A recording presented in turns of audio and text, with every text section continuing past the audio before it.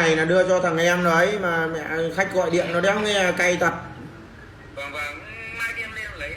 Ok anh mai lên nha. Thì mẹ khách gọi điện 8 giờ 10 rồi còn đéo nghe máy thì tao đéo hiểu mày làm ăn kiểu gì. Đéo lý do địt mẹ thằng nào lý do à? Chúng mày địt mẹ 9 giờ mà đến làm thì tao mới nằm vào buổi thì chúng mày bảo nhau à? Đấy là việc của các em. Nhưng mà anh đã đưa điện thoại cho các em, lý do gì 8 giờ mới nghe máy?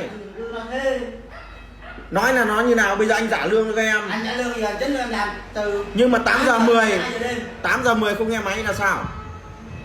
10 em vừa đã báo nó hết pin rồi, từ nó gọi lại chứ. Gọi lại nhưng khách nó đi mất rồi đây này. Anh nói thế anh tự làm luôn. Tự làm, bây giờ làm anh trả lương cho các em. Anh đưa số hotline cho sao không nghe máy? Anh nói thế, anh nói thêm 5 thằng nữa, anh có thằng 5 triệu khác mà làm. Phải làm.